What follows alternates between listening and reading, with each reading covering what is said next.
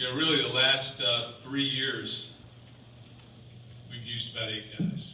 So it's been a situation where, and I think Coach Dayton has done a great job with this, getting guys, different guys experience to be able to play 8 guys and move really in and out of games like that.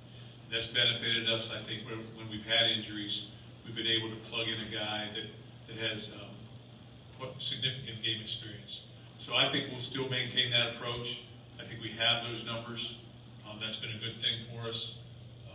So guys like Tyler Higbee, some of our younger players, Cole Chewins, those guys are redshirt freshmen. Noah Listerman, redshirt freshman.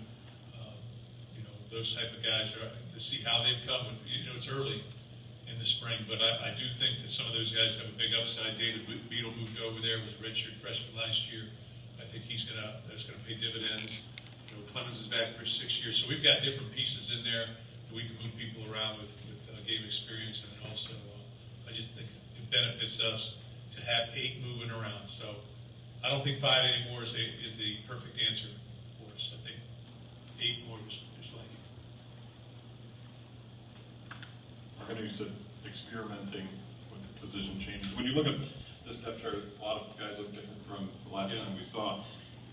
Are a lot of these just that experiments where they could go back fairly easily, or are all of them kind of a thought that this would be something? Yeah. I guess how much of it is a puzzle to figure out. I think they're experiments, and then also I think that we're trying to put people in a position, the best positions for them to play. That's number one. Number two, we're going to try and promote growth and stretch people. So I know where Cody Keeler can play. I know where certain players can play. So we need to stretch them and see can they play these other different positions as we move forward. So just an example. So that's what we tend to do in the spring. That doesn't mean is it a week or is it a couple days?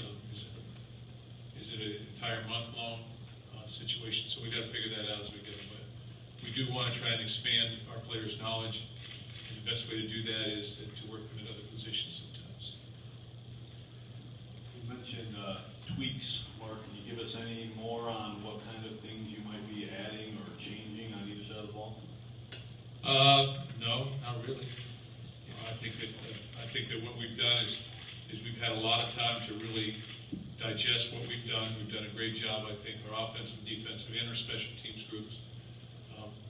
We've really taken what we've done and really analyzed it to the best of our abilities, but we've taken our time doing that and looked at it very objectively in all areas.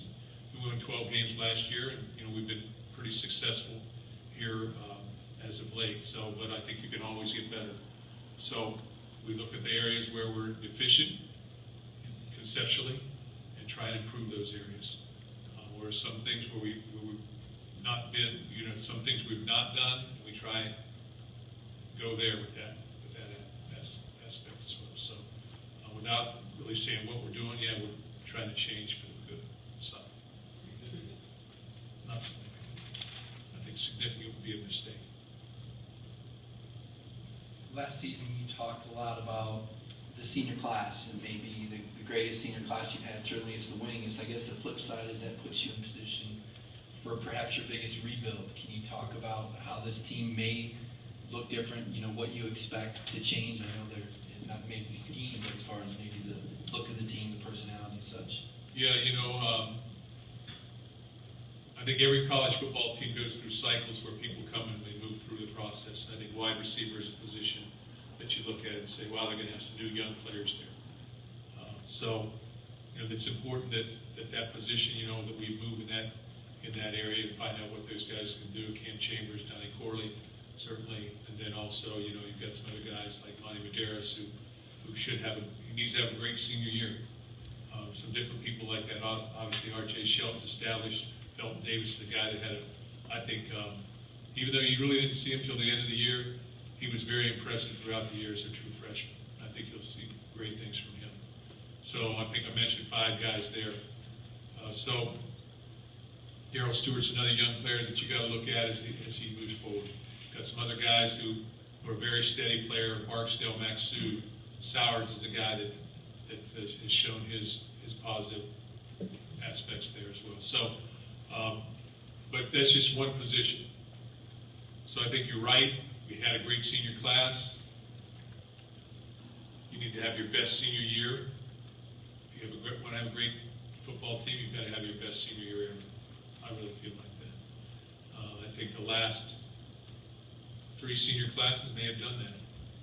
Remains to be seen if this class will or not, but I think there's some great integral parts there, especially when you look at Knox, Clemens, and Davis coming back in that senior class, and all 3 of those guys are good football players. So there's a nucleus there, and that'll help solidify situations. Obviously, we've got a new quarterback situation where we got a 5th-year quarterback in there with another 4th-year guy with 2 promising freshmen. So, yeah, there are things that are going to change. There's a look that's going to change, but I do think that's the challenge in college football.